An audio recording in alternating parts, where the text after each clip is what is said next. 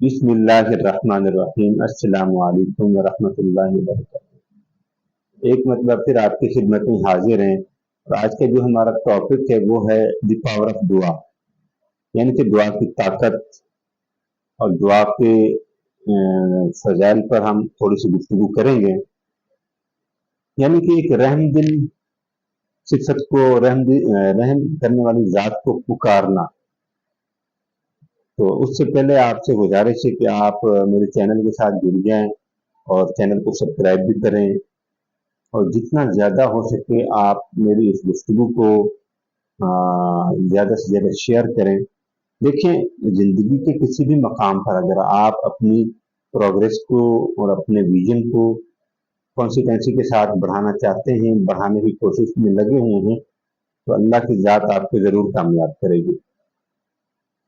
قرآن پاک میں متعدد آیات ہیں جن پر دعا کا ذکر بھی کیا گیا ہے، دعائے کلمات بھی ہیں، اور اسی طرح فاتحہ سورت میں بھی ہے، اہدنا الصراط المستقیم۔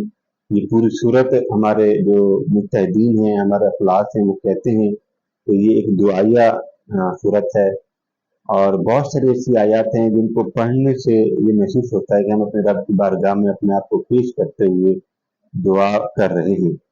جس طرح قرآن پاک میں آتا ہے کہ لا الہ الا انت سبحانک انی کنت من الظالمین، اس صفت میں ہم اپنے آپ کو رب کی بڑائی بیان کرنے کی صفت میں اپنے آپ کو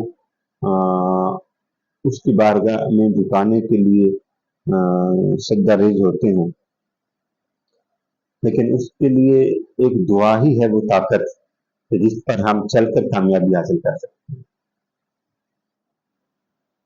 ایک آدمی کا واقعہ مجھے یاد آ گیا، وہ میں سنانا چاہتا ہوں۔ ایک آدمی تھا، وہ اپنی زندگی میں بہت کامیاب ہوا۔ یہ بہت دلچسپ باتیں ہیں، آپ ضرور پورا سنیے گا۔ وہ اپنی زندگی میں بہت کامیاب ہوا، اس نے تعلیم حاصل کی، اس نے ایجوکیشنل لیول پر اپنے آپ کو منوایا، بہت کچھ کیا، بہت کچھ کیا۔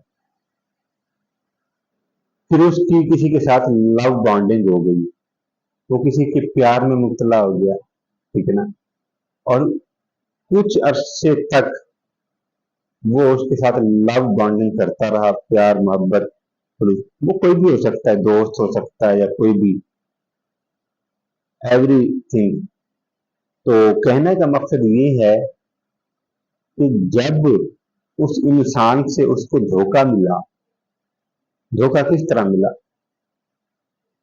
دھوکہ اس طرح ملا کہ اس بندے نے اس بندے کی ویلیو کو ڈیگریڈ کر دیا، ویلیو کو ڈیگریڈ کر دیا، اس کے کال، اس کے میسج، ہر طرح کا بائک آؤٹ کر دیا۔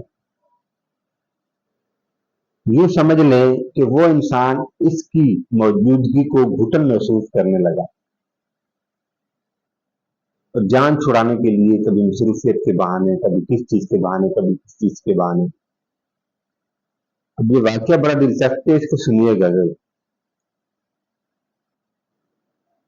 پھر اس انسان نے اس کو چھوڑ دیا، اس انسان نے بے وفائی کی، کیونکہ آج کے دور میں کوئی اتنا بزی نہیں ہے تب بھائی، کال پہ بات تو کر ہی سکتے ہیں 5 منٹ 6 منٹ۔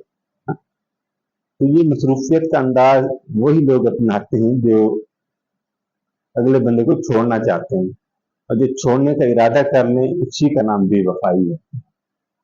تو خیر وہ بندہ روتا رہا، تڑپتا رہا، بالآخر اس نے جب اپنا سر سجدے میں رکھا، اپنے آپ کو رب کے حوالے کیا، تو پھر وہ بندہ کہتا ہے کہ اتنا سکون مجھے اس بندے کے پیچھے بھاگنے سے نہیں ملا جتنا سکون مجھے رب کی بارگاہ میں آنے سے ملا۔ تو پھر وہ بندہ کہتا ہے کہ میں دعا کرتا ہوں کہ اے اللہ، مجھے اس دنیا میں کسی انسان سے نہ کبھی محبت ہو نہ کبھی عادت ہو، کیونکہ انسان کی فطرت ہے بے وفائی کرنا۔ انسان کو جو چیز زیادہ ملے گی وہ اس کی بے قدری کرے گا، اس کو چھوڑ دے گا۔ تو لہٰذا آج سے میں فیصلہ کرتا ہوں کہ میں اپنا سارا وقت اپنے لیے اور اپنے رب کے لیے نکالوں۔ تو یہ اس بندے کی بات مجھے بہت اچھی لگی کہ دعا کی طاقت نے انسان کو بدل کے رکھ دیا۔